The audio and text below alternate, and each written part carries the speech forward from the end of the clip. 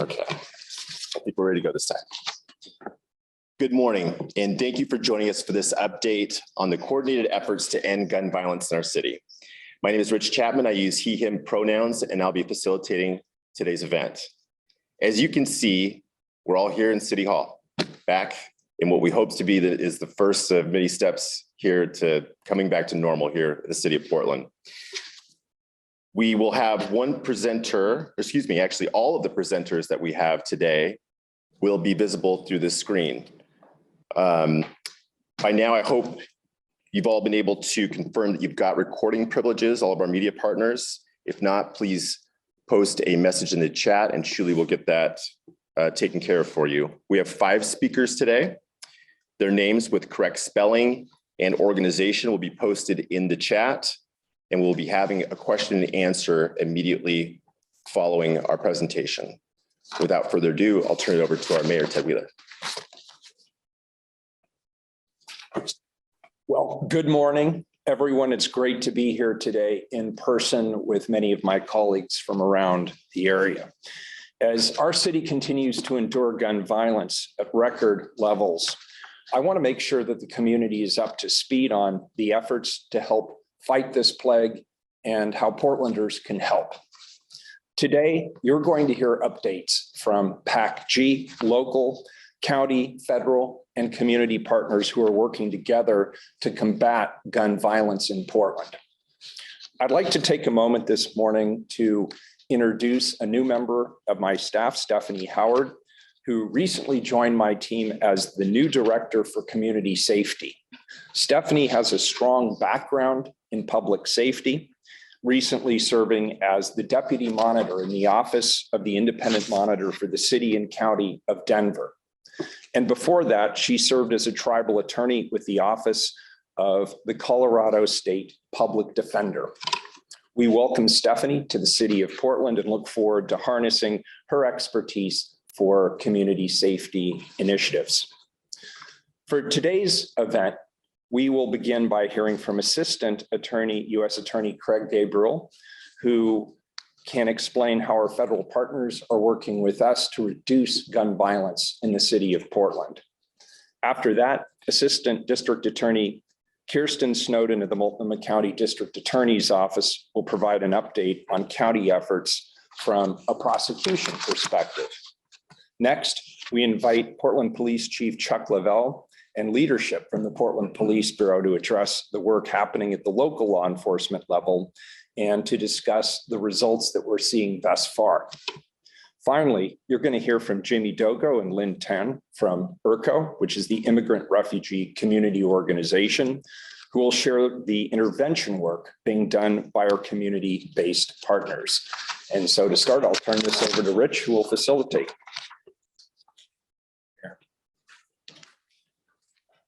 Okay, our first speaker will be Assistant U.S. Attorney Craig Gabriel. Good morning. Again, my name is Craig Gabriel, and I'm the chief of the criminal division for the United States Attorney's Office here in Portland. U.S. Attorney Scott Ospaug has a conflict this morning, and he does send his regards. I want to thank the mayor and everyone participating this morning. I also want to congratulate Stephanie Howard and tell her that we do look forward to working with her. Before I go any further, I offer my deepest condolences to the victims and family members who suffer from gun violence here in our community. I want to spend my time this morning highlighting 2 federal prosecutions that show the far-reaching trauma of firearms and gun violence. The first case involves sex trafficking of minors by force and coercion. Just last Friday, on March 11th, after a week-long trial, a federal jury here in Portland found a defendant named John L. Jackson guilty of multiple counts of sex trafficking of 2 teenage girls. Jackson trafficked the girls in Portland and in Southwest Washington. He drugged them, he sexually abused them, and he sold them to other men for sex. throughout this horrific abuse, Jackson would brandish a firearm to intimidate and control the victims. Jackson is in the custody of the United States Marshal Service, and now that he has been found guilty by a jury, he faces a long prison term. This case is an example of how firearms are used to threaten and intimidate vulnerable victims and facilitate sex trafficking of minors here in our own community. This case was investigated jointly by the FBI and the Portland Police Bureau. The second case I want to announce is very recent, and it's being made public here for the first time. This case highlights how gun crime is a regional issue extending beyond the city of Portland. 2 days ago, on March 15th, ATF agents and the Salem Police Department served a search warrant at a house in Salem. During the search warrant, law enforcement seized 63 firearms in a single home. The defendant in this case is Tyler Harnden. Harnden is alleged to be part of a massive ghost gun manufacturing operation here in Oregon. Harnden is also a convicted felon and prohibited from possessing firearms. Further, Harnden is accused of distributing fentanyl in exchange for receiving more firearms. This is a wide-ranging and ongoing investigation, so I cannot say more about it now, but the investigation does show that illegal firearms and the violence that goes with them are problems that we have to address together with federal, local, and regional law enforcement partners. In conclusion, at the U.S. Attorney's Office, community safety is our highest priority. That includes preventing and prosecuting gun violence. The Jackson and Harnden cases that I've highlighted today are two examples of our commitment to working collaboratively with our partners, including Stephanie, to reduce violent crime and keep people safe. Thank you. And our next speaker will be Assistant District Attorney Kirsten Snowden from the Multnomah County District Attorney's Office. Good morning. I'm Chief Deputy District Attorney Kirsten Snowden. I'd like to begin by thanking the Mayor's Office for bringing us all together to continue to shed light on what is now simply a public health crisis in our community. I'd also like to begin by saying directly to those in our community who have suffered losses and trauma from gun violence, how sorry we are. We respond, members of our office respond to each of the homicides that occur on our streets alongside the police, and our victim advocates meet with families very early on to explain the process. It can be very traumatic, the process, in addition to the incredible loss of life that we are experiencing. Like the U.S. Attorney's Office, our office's #1 priority is gun violence. And I can tell you that, unfortunately, our gun violence referrals are up over 450%. We have been working alongside our law enforcement partners, including the U.S. Attorney's Office, the Portland Police Bureau, as part of the Portland Area Crime Gun Initiative. We staff cases weekly to talk about investigative leads, where the best place is jurisdictionally to prosecute a case, whether that's in federal court or in state court. And unfortunately, I can say that we're becoming overwhelmed. As many of you have read in the papers recently, our criminal justice system is simply in crisis. We have criminal defense attorneys who are unable to accept new cases due to crushing workloads. And we in the DA's office are not immune from that as well. We have reallocated the resources that we have to focus on gun violence.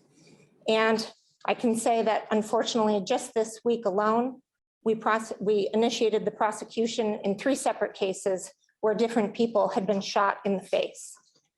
This is our number one priority, but we can't do it without the adequate resources that we need to prosecute all of the cases that come to our office, gun violence, property crimes, and others.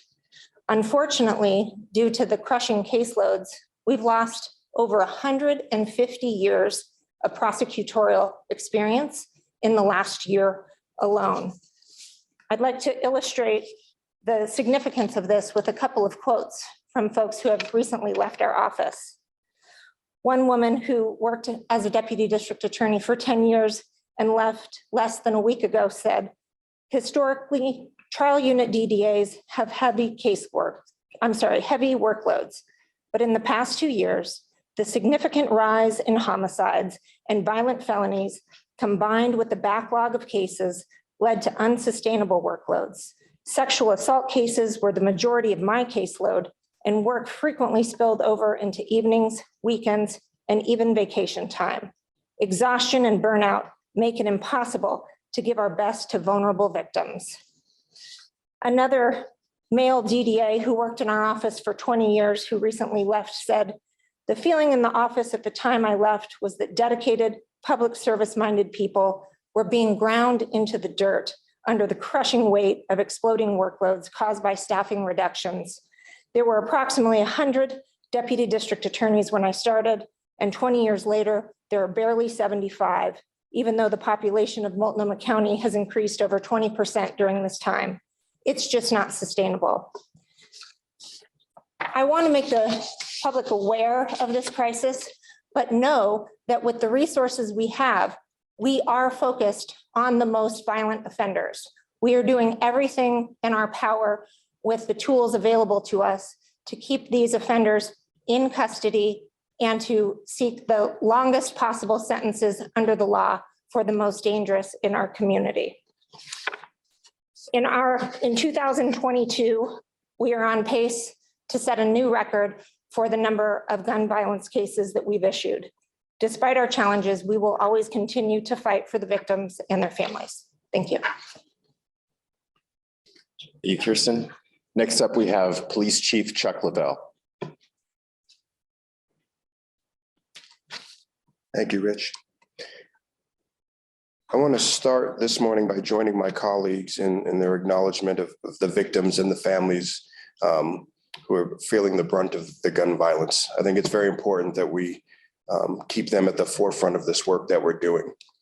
I also do want to open with a thank you to the media, not only for being here today, but for helping us appeal to those who took evidence from the scene at a shooting near Normandale Park. Since our request for help, one of the several pieces of evidence has been returned. So thank you for putting out this message, and thank you to the person who returned it. However, unfortunately, there are still some more pieces of evidence we are looking to have turned in and witnesses we would still like to talk to. So we ask that you now continue to spread this message. I want to talk first about homicides. We're already at 20 homicides for this year, 19 of which are gunshot victims. Our homicide detectives are very committed to their cases. I know this can be frustrating sometimes for the media and for the public. We're all attuned to social media and the speed at which news travels, but homicide investigators are thinking on a different level. They're completely committed to their victims and the victims' loved ones. Our investigators are focused on protecting the integrity of the case, which means ensuring witnesses or suspects don't know the information detectives may know. Following up on every lead and seeking every bit of information they can. The difficult balance between providing public information and protecting the case to its end. We can make that arrest and have a good prosecutable case. We've made several arrests recently. Detectives arrested the suspect involved in the Dawson Park homicide of Mark Johnson, as well as the killer of Jacob Dreyer. They also arrested the suspect for the death of James Wise in Old Town. I'm continually proud of our detectives and the work they do. They get called out at all hours of the night to investigate the most heinous crimes, and they remain dedicated to those victims and fighting for their families and finding their killers. To say thank you doesn't seem like enough, but I do want to recognize their efforts today. Now we'll transition to shootings. For 2022, we're averaging 21.9 shootings per week. Currently, that is just under 650 shootings for the year. If this trend continues, we'll end the year with just over 1,500 shootings, which would be a 14% increase over last year and a 266% increase over 2019. So that's why we're here today, because we're committed to stopping and reducing this trend. The Focus Intervention Team, or FIT, I have some members of that team here with me today. They've been operational for approximately 2 months. FIT has responded to many shootings, patrolled hotspot areas, followed up on investigative leads, and located and arrested individuals involved in gun violence. FIT has recovered approximately 19 firearms in their first 2 months and have arrested 32 individuals for various crimes. The crimes include gun possession crimes, aggravated assault, robbery-related crimes such as carjacking, as well as traffic-related crimes such as reckless driving and DUI. Several subjects have also been arrested on outstanding warrants. On a few occasions, FIT has been able to apprehend attempted murder suspects immediately following a shooting. This work is not just the Focus Intervention Team, but also in coordination with precinct officers, K-9, air support, and sometimes our special emergency reaction team. FIT also is committed to meaningful community engagement, relationship building activities, such as recently spending time with the family and their kids related to a recent homicide. The members of our Enhanced Community Safety Team, or ECST, continue to work to investigate these gun crimes and use the technology available to link casings and seize weapons with other crimes. We continue to work with our area partners and youth violence prevention, as we know this is really going to take a collaborative effort to reduce gun violence in our community. And finally, I opened with an appeal and I'll close with an appeal. For every shooting, for every homicide, there are most likely people who have information that can help solve these cases. We want to do everything we can to try to bring at least the beginning stages of closure to those affected by gun violence. We need people's help to do so. We have Crime Stoppers where people can remain anonymous, and we ask you to just give us that vital information. And also, before I close, want to take the opportunity to thank everyone who's working hard in our community to end gun violence. We can't do this work alone. It takes a lot of people doing a heavy lift and working together. So thank you to everyone who's taking part in that. Thank you. Thank you, Chief. Next up, we have Jimmy Dogo from the Immigrant and Refugee Community Organization. Oh, and we actually have two speakers. It'll be Jimmy and Lynn from IRCO. Thank you, guys.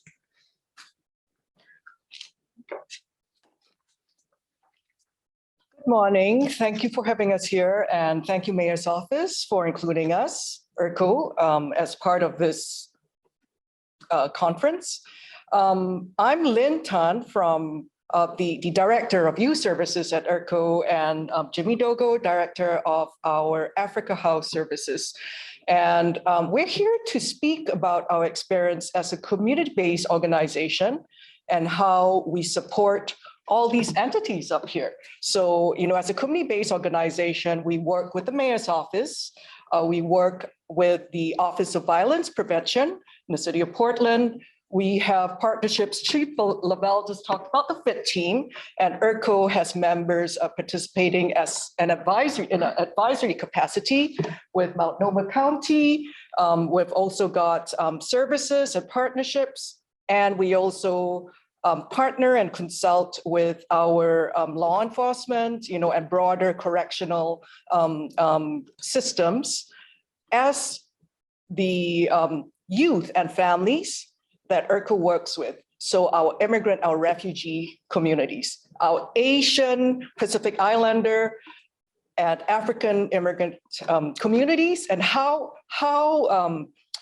we can support, because sometimes these communities are set up, and they're new. However, intersecting with all these entities as we know it, that's a little bit of a disconnect, culturally specific. culturally responsive practices and how to actually prevent and provide the intervention services for the youth involved in these systems. So today, I would just set this up to say that, IRCO is in this position where we partner. We're here to support our immigrant and refugee communities, to partner with all these entities and our school systems to provide a myriad of services. So I'll just give you a setup, and then my colleague here, Djimet, would share a story, and if time permits, we could share additional stories. So in the prevention and early intervention realm, so we're talking about working with youth as young as 13, 14 into your high school ages. We connect with them through referrals from schools and school systems. We hear about, there's been all this information presented about the shootings, the homicides, the trafficking. We are very much aware of all of that. But it's a matter of working and addressing those or creating services, your prevention services working upstream. So this is why we work with the schools to have prevention services, connecting with referrals, starting there, creating pro-social activities. Guess what? Because right now, you already have lots of fights happening in schools, and we've been getting calls left and right from the schools. Hey, help us, we've got an African youth here. We don't know how to connect with the youth of the family, or Pacific Islander youth there. Help us. So we're in the schools, working with the schools, working with our colleagues here and institutions to provide prevention services, pro-social groups, after-school activities, working with Multnomah County to participate and partner in their after-school, their SUN service system to provide groups. We offer sports, recreational, wellness activities, open gyms, native literacy classes, dance, things that these youth and the families crave for, but maybe there's a disconnect after they've settled here. And therefore, there's also the opportunities for them to get into antisocial behavior, for lack of a better way to put it. And then finally, we also do life skills workshops, and we have resource fairs, working with also our other community-based organizations to partner. This work cannot be done alone. And in the summer, we also pilot and participate in summer youth employment opportunities. As far as the outreach and the wraparound services for the specific cases where now, like there's a conviction or there's a shooting, I'll pass it to Djimet to share a little bit about some of those stories. Again, thank you, Lynn, and thank you, the mayor and the mayor office and all the law enforcement, especially Portland Police Bureau that is helping us in our community. Again, my name is Djimet Dogo. I am the Associate Director of IRCO and Director of Africa House. So additional to what my colleague Lynn just said, I want to also to add that we provide support to communities, especially the victim of gun violence, by helping them relocate from their apartment or when they're scared to going back to their apartment. So we help them relocate to the new place, or in some cases, we even help them move completely out of the area. And we, unfortunately, every morning we wake up and there is a case of shooting or gun violence in our community, especially the African refugee community. And right now, we're dealing with two recent cases. One homicide happened in February 20, and one shooting just happened last Tuesday on Powell and 92nd. So we've been trying our best to provide services to the family. What we do is we help for the homicide case, we still are helping the family with relocation, with fundraising for burial. We also behind the scene working with legislators, with our senators to help a family member who want to come and be at the funeral for their daughter, for their sisters and all those. So we are behind the scene. We do community comprehensive, services where we connect family to resources, we connect victim or survival to culturally specific high skill mental health services so that they can access those resources. We also work to make sure that the victim rent are paid, utility are paid, and also help after they recover, help them with employment services. So again, we work closely with the CD Office of Gang Violence Reduction to provide all these resources to the family in need. So again, thank you so much for inviting us. And also, I want to take this opportunity to thank the law enforcement for working closely with our community in order to reduce those gang violence in our community. Thank you so much. Thank you, Jimmy and Lynn, and thank you for the work you do. And we'll now introduce Mayor Ted Wheeler. Thank you. And thanks to all my colleagues who are standing with me here today. And thanks for members of the media giving voice to our presentation. I also want to extend my sincere condolences to everybody who has been impacted by gun violence and homicides in our community, particularly the family and the loved ones of people who have been lost. Community safety continues to be a top priority for my administration. We continue to focus our efforts to recruit new police officers and retain the best officers we have now. And I was privileged just this morning to attend a ceremony where we welcomed new officers and new public safety support specialists into the Portland Police Bureau, along with analysts, investigators, and officers being promoted to higher ranks within the Portland Police Bureau. We're also continually exploring opportunities to create new community partnerships and expand those that are already in place, as outlined by some of my colleagues this morning. Through these partnerships, law enforcement was able to investigate and arrest a suspect in the deadly shooting at Dawson Park. And that was a shooting that I personally visited amongst many others over the course of the last several years. And I'm glad to see that the wheels of justice are turning in that case. That suspect was also involved in other shootings in Portland and could have hurt others before he was removed from our streets. So I'm glad that he has been. As you've heard, the PAC-G partnership is showing progress, hard-won progress at that, progress that needs your help and your support in order to make a real difference in our community. I want to thank the great work of the focused intervention team that does its work with the direct involvement of FIT's citizen oversight group, sometimes called the FITCOG. I want to thank Chair Pastor Ed and Vice Chair Kimberly Dixon for the ongoing leadership to help address gun violence using a new community-led policing model that, as the chief indicated, is showing early signs of success. You've already heard the early work of the FIT, but it's worth repeating because it shows that police reform is working and that if we had more funds for more officers and more PS3s, we could do even more to bring public safety to more Portlanders using a community-led community policing model. FIT launched its first patrols on January 19th.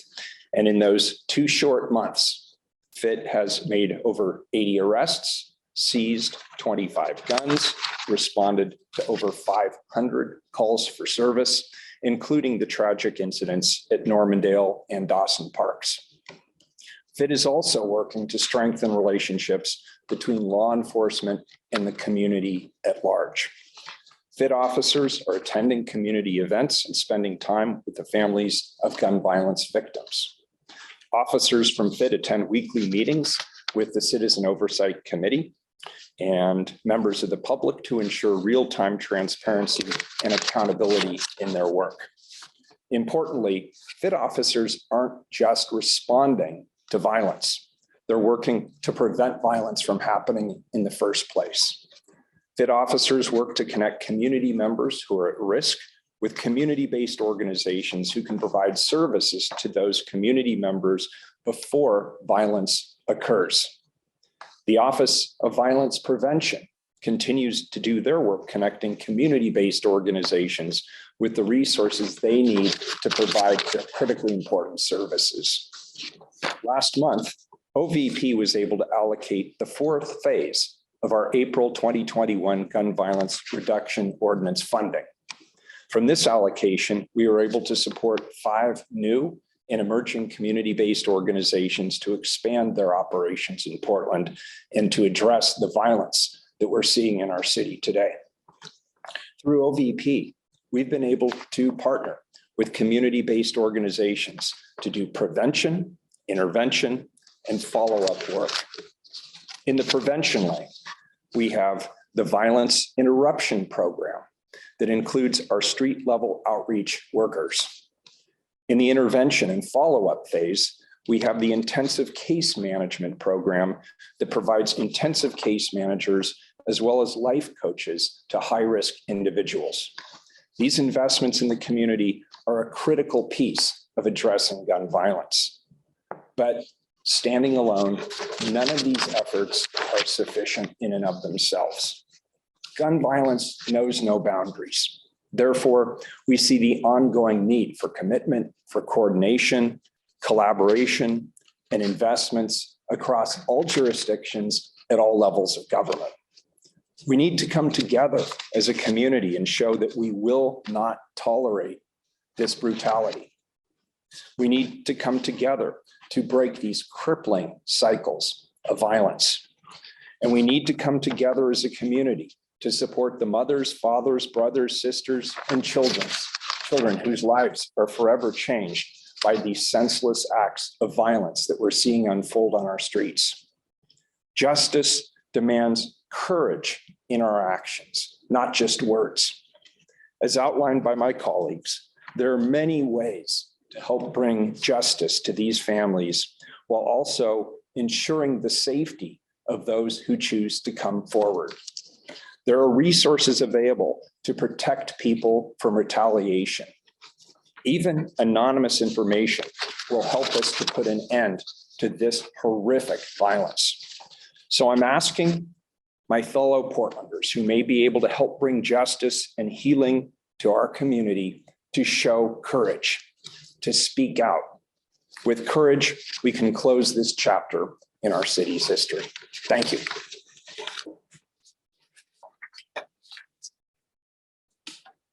Thank you, Mayor. Now we'll transition to our question and answer phase. And before we do that, though, I'd like to introduce a couple of our officers from PPB that came specifically to answer questions from the Focused Intervention team. And that's Lieutenant Duilio. We have Chris Baton and Spencer Perry. Thank you guys for coming. So what we'll do now is, like we've done before, if you guys have questions, please use the raise your hand feature and I will call on you. We ask that you limit to one question per turn, and we'll basically be capturing everybody for their first question before we go to that second turn with people. Please remember to continue your mute discipline. And with that, we'll call on Liz Birch for the first question. Thank you for your time today. My question is for Mayor Wheeler. The city started addressing this spike in homicides and shootings last year, but this year things are actually getting worse. So is what the city's doing not working, and what needs to change? Thank you for the question, Liz. And we're, of course, all waiting to see the turnaround.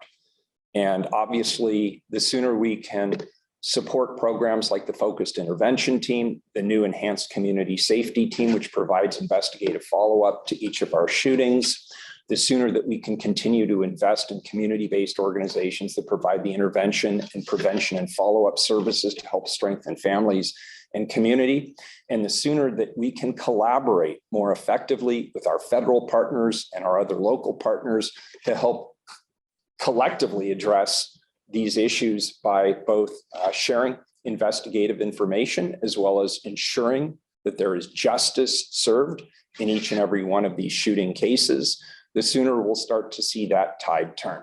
I believe we have the right programs in place. I'm determined to see gun violence be reduced in our community. And obviously that would happen much faster if we had more officers, if we had more PS3s, if we had more community-based policing. And that's why I am committed to continuing to advocate not only for the tools, the resources, and training that our police bureau needs to be effective, but also for the personnel required to have them be able to do their job both effectively as well as safely. And the collaborations you heard today, the PAC-G, it's already making a big difference in terms of our ability to work together as law enforcement. And you heard from some of our community partners who are working with us at the family level. We're going to continue to strengthen those solutions. No one solution is going to solve this problem. It will take a myriad of solutions because it's a complex problem, but I believe we are making the right investments at the right time for the right interventions to get the results we ultimately want. Thank you. It looks like Kendra Kent, do you have the next question? If you wouldn't mind just mentioning your name, organization, and who your question is directed to. Sure. My name is Kendra Kent. I'm with KPTV Fox 12, and my question is for Chief Lovell. I want to know if you can just elaborate a little bit more on what some of the challenges are in making arrests in some of these cases. What are your clearance rates for homicides? I know you mentioned when you were speaking earlier that you've made several arrests, and then we've talked about 20 homicides this year. So what are the clearance rates and how does that compare to other, cities across the US of similar size? And I don't know if you can just elaborate on that.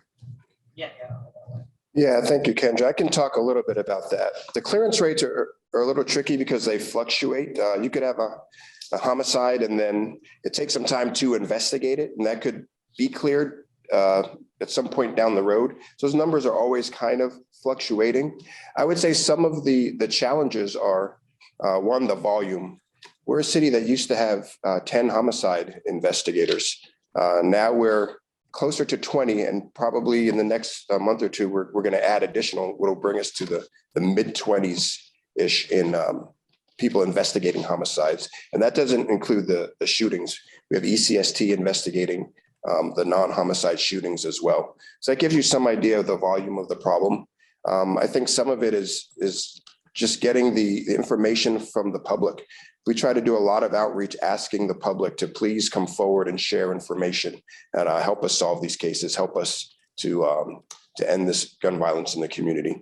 And I think from a systemic approach too, I look at, the public safety system in our community for everything from BOEC, when people make a call to 911, all the way through the police, the county, the jail system, parole and probation, the courts, public defender's office, all the way through. Our system has a lot of challenges, staffing and resources, things that we're trying to address so we can have an efficient, healthy system from start to finish. And I think some of that has really been impacted by the pandemic and really the rise in gun violence that we've seen as well. Thanks, Chief. Looks like our next question is going to be from Jonathan Levins. Hi, Jonathan Levinson, OPB. This question is for, I don't know, the mayor or the chief, can probably either one. You mentioned that the focus intervention team had made a bunch of arrests, many of them not related to gun violence, things like DUIs. When FIT was announced, the public was told that they would be different from the gun violence reduction team, that they wouldn't focus focused exclusively on gun violence and wouldn't be stopping people without pretext. Is that no longer the case?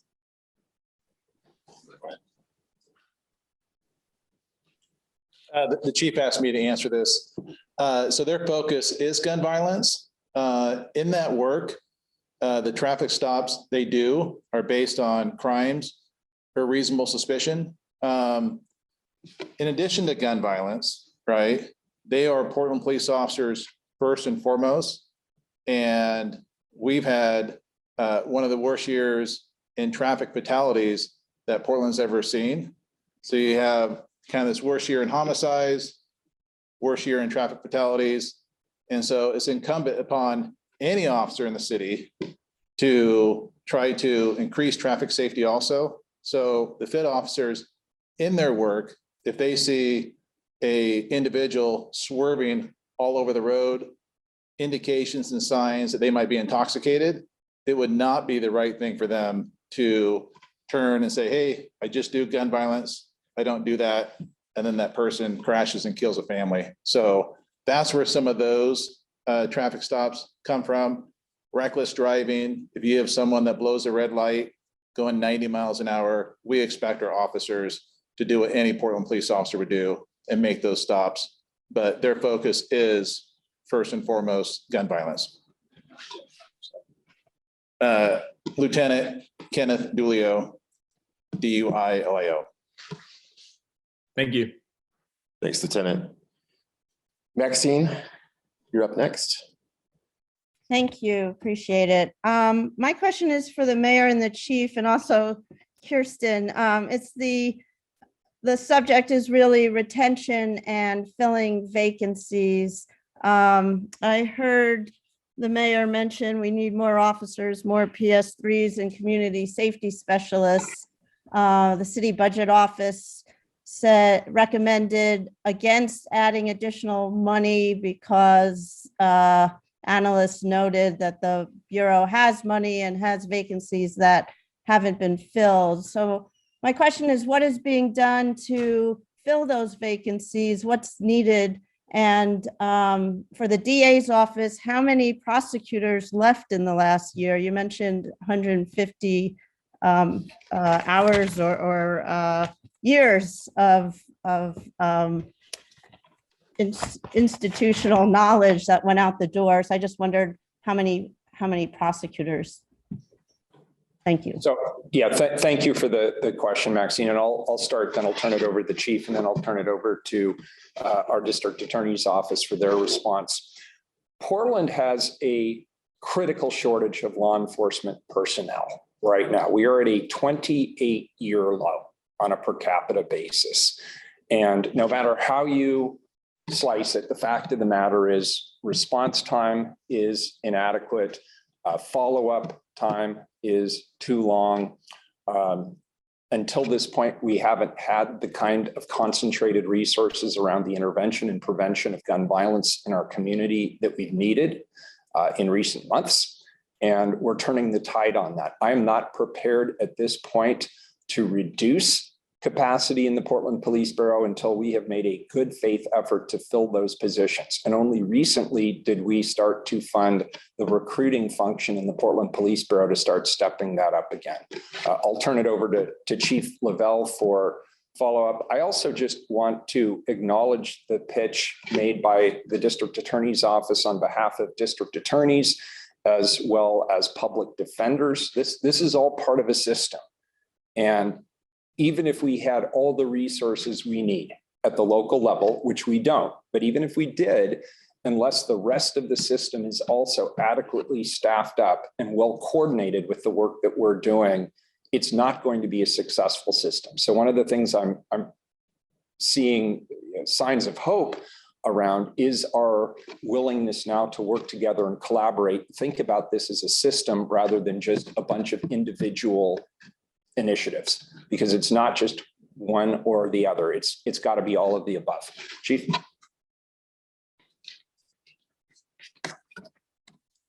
Yeah, thank you for that question, Max. One, I think it's a difficult time for everyone in law enforcement and in a lot of professions to hire people.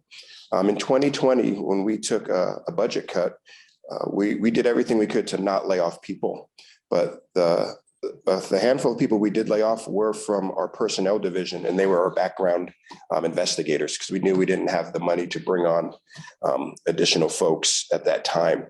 So just today, we hired an additional 7 background investigators, because now we have to re-engage that machine to hire people and bring people on. And I think, we're doing that in just a challenging time for everyone to hire, find people that want to come out and work and do police work today. And I'm happy today. I was really encouraged. We hired 2 police officers today, 3 public safety support specialists. We had a full room at the Justice Center today of people we were promoting and who are coming into the profession. So I think it's just a challenging time in many ways, but we are committed to hiring folks. We've got these additional backgrounders that will help us get people through the process quicker. And I'm certain that in time, we'll be able to get back to where we need to be staffing wise.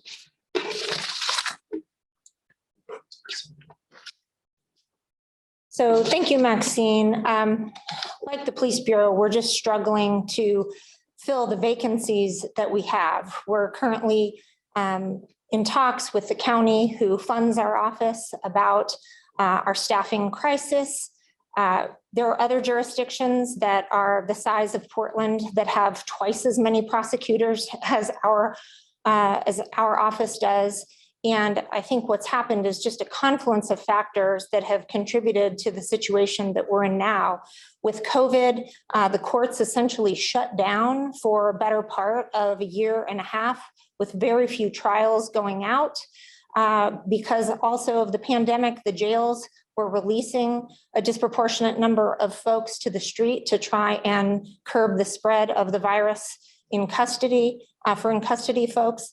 And, you know, the loss that we've suffered, you asked how many people. I don't have that exact number. It's about 12 to 15 DAs that we've lost in the past year. And that's just unprecedented, especially some really senior deputy district attorneys. And while we're hiring as fast as we can, most of the folks we're hiring to replace those people are new. They don't have prosecutorial experience. And while they're dedicated and they're eager to learn, you just cannot replace that experience that's been lost. So we're reaching out to other district attorneys' offices to see if there are folks that want to move to Portland, but we're in a difficult situation. Sorry about that. Thanks, Kirsten. And Craig, did you want to? Nothing on resources. Excellent. All right. Thank you, Maxine. And Kyle, you're next. Thanks so much. Kyle Aboshi with KGW Channel 8. You hear me okay? Yeah, we hear you great. Good. Thanks so much. I look forward to seeing you all in person, hopefully soon. I wanted to drill down on the issue of personnel a little bit more. A couple questions either for the mayor or the chief. One, can you update the status of the Retiree Hire program or efforts to have retired officers return to the force? Where does that stand now, and what is kind of your expectation going forward? And then secondarily, it's been reported that a large wave of police retirements may be coming this summer, upwards of maybe 80 officers eligible for retirement. Wondering how you plan to retain those officers or offset the losses.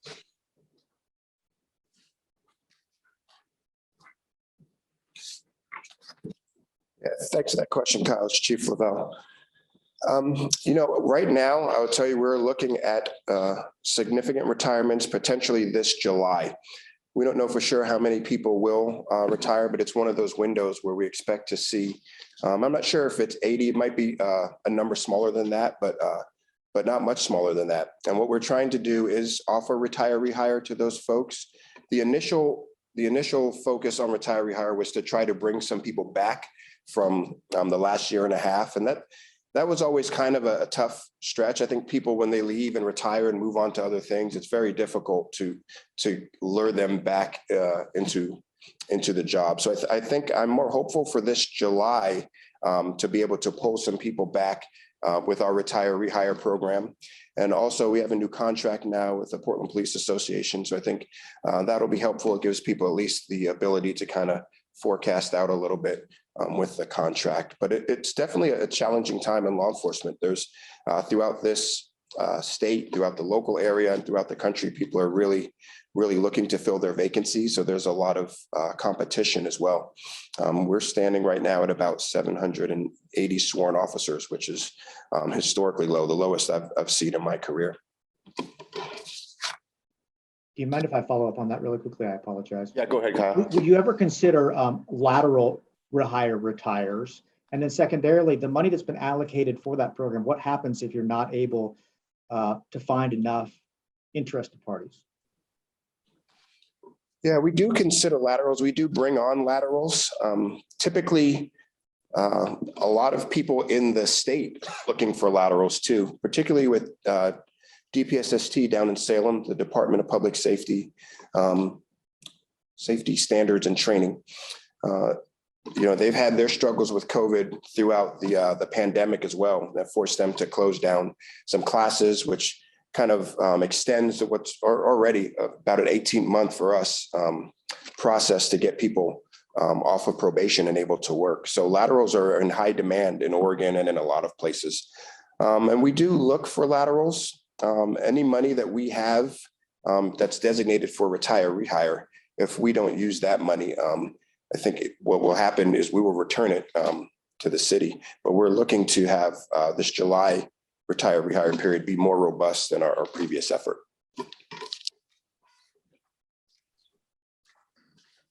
All right, Rosemary, looks like you're next. I'm Rosemary Reynolds with KXL Radio. My question's for the chief and also for the mayor.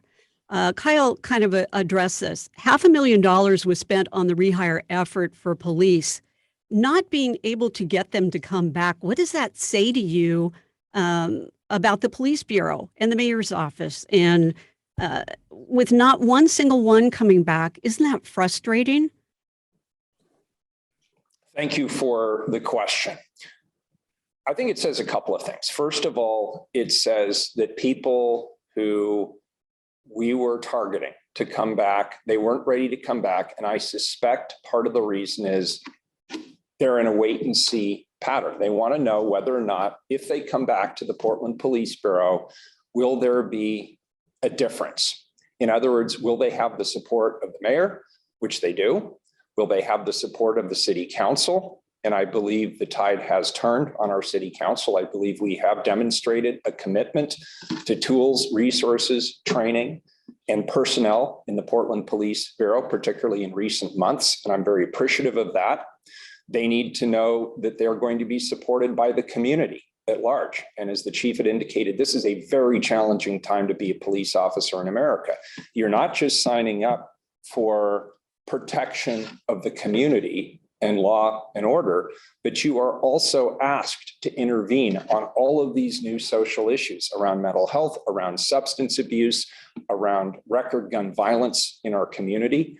A lot of it, which is gang related, a lot is domestic violence related, a lot of it is just that there are some cultural issues around the way people resolve conflict in our community and in our country. And so I understand the reluctance of people to want to step forward.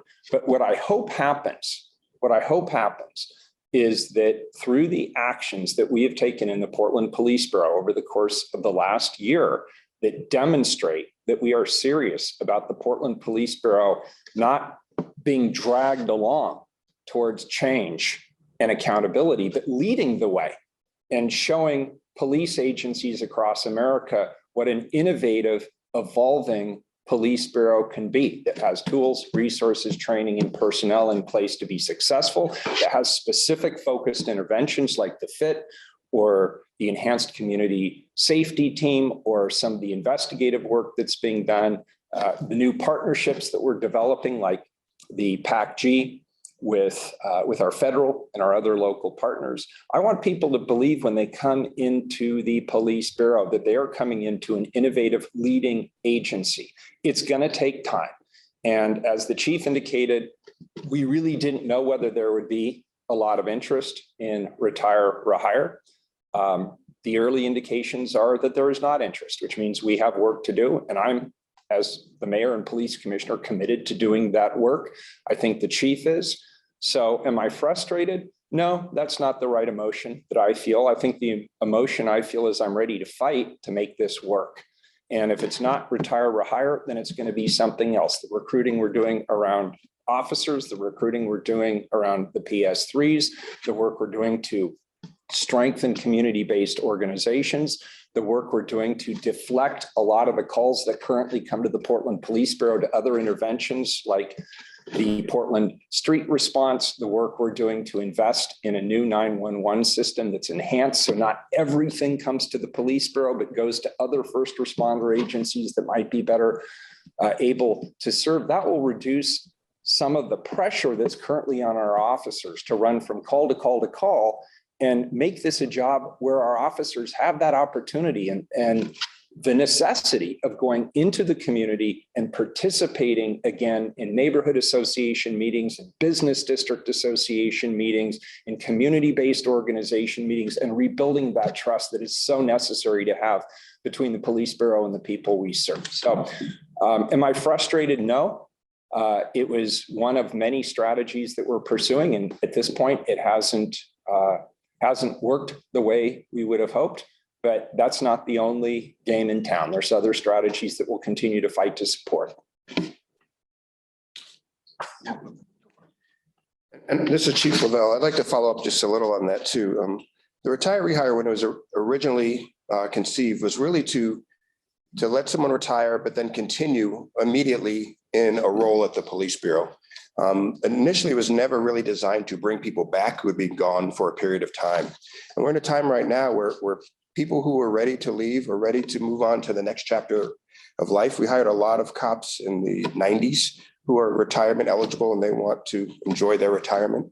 And then we've had some folks who have left and wanted to continue their law enforcement career, and they've gone other places and done that. This is a time right now where being a police officer, you're in high demand throughout the local area, throughout the state, throughout the country. And we've had people who have moved on to other jobs. So the look back part of it that we did initially was, the program was never really designed for that. But like the mayor said, we wanted to be innovative and try to get even one or two people back with these different approaches. And for the look back part, retiree hire was one thing we tried. Have you totally given up on that, Chief? I haven't totally given up on it. I believe our personnel division is still talking to one or two people, but we do have another go at it for July, which I think will be much more fruitful. Thanks, Chief. Just to let you guys know, we're about at a 5-minute warning here, and the mayor's got another engagement he needs to attend. So next, we're going to go with Wright Gasaway. Oh, okay. Genevieve, looks like you're up. Hey, thanks for taking our questions and thanks for the update today. I have a question for Mayor Wheeler. Mayor Wheeler, the question that I have for you is, we've seen this call from the community to declare this an emergency. It's something that you've done with the homeless crisis. Why not do the same with gun violence? So the call was made in a press conference last week. We've reached out to those individuals. I look forward to meeting with them, picking their brains, hearing their thoughts, and we'll see what we can do with it. Do you foresee yourself declaring this an emergency? Is it anything that interests you? It's certainly worth looking at. The point of calling for an emergency, that's actually a legal definition here at the City of Portland. It gives me authority as mayor to consolidate bureau functions. And I believe there probably are some opportunities for us to work more collaboratively. But I'd actually like to hear from the community-based group that put that charge before us in terms of what specifically they were thinking. So I'm looking forward to meeting with them. I am ready to embrace the main body of their work as I understood it. Having listened to the press conference, it seemed like we're in alignment on a great deal. So I look forward to meeting with them and hearing specifically what they had in mind. Thank you. Thanks, Mayor. And thank you, Genevieve. Alex, you're next. Hi, yeah, this is Alex Walensky with the Portland Mercury. I have a question that kind of piggybacks on what Jonathan was asking about earlier. It's questions for the chief. Last summer, you announced that you'd be recommending to officers to not pull drivers over for nonviolent, low-level infractions. And it sounds like that still might be a tool that the FIT team and other officer teams are using to apprehend suspected shooters or car thefts or other issues. Can you explain how that earlier mission to cut back on non-critical traffic stops influences the way that you're investigating gun crimes? Sure. This is Chief Labelle again. So with the work of the FIT, they're out there doing gun violence work specifically. But during the course of that work, they're going to come across people who are who have warrants, who are DUII who are driving recklessly. And the expectation is they're going to take action as a Portland police officer to rectify those situations and to keep the community safe. When I last summer talked to my folks and told them we wanted to focus on the more serious and safety-related traffic stops, it was in part due to the reason we had so many traffic fatalities and so many crashes in the city. We'd moved our traffic division to patrol to help out with call taking. And with a very limited resource, it made sense to focus less on the smaller, maybe administrative type, non-safety related stops and try to move those off the plate and focus on the safety specific things. But that doesn't mean that officers cannot make those stops or shouldn't. We still need people driving safely. But it was really my intent to just focus our resources on the things that were more likely contributing to the crashes and the fatalities on the road. Thanks, Chief, and thanks, Alex. Tess, you're up next. Thanks. This is Tess Risky from Willamette Week. My question is for Mayor Wheeler and Chief Lovell.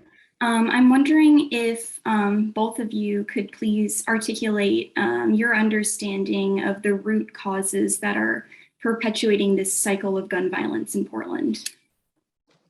All right, so I'm going to be careful here, Tess, because I am not a social scientist, but I'm going to give you my best belief at this point. First of all, I think there are some overarching societal reasons for this.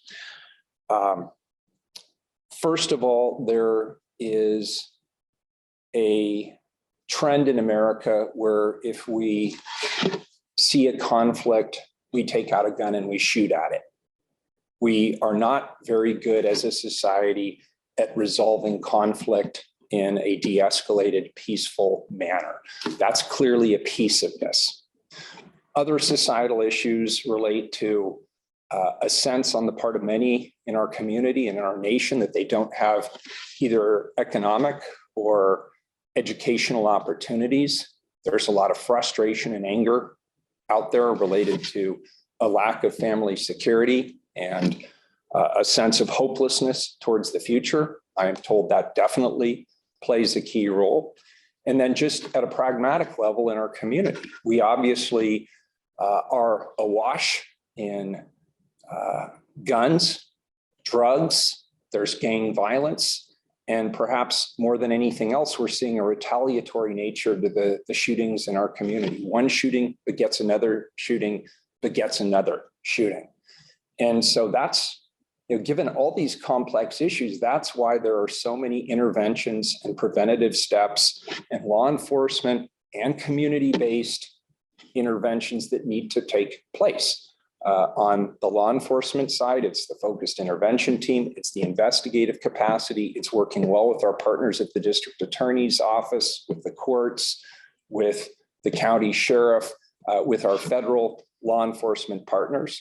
As you heard this morning, it's also about strengthening community, strengthening families, and reaching out to and giving those who are impacted or might be engaged in gun violence to engage in other opportunities around education, around economic achievement.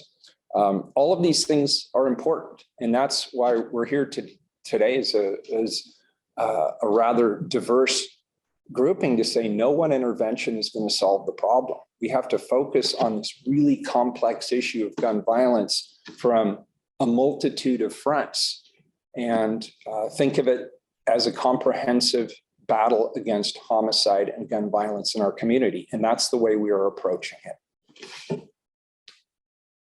Appreciate all the presenters that came and joined us for this really important subject matter, and we'll close out. Thank you.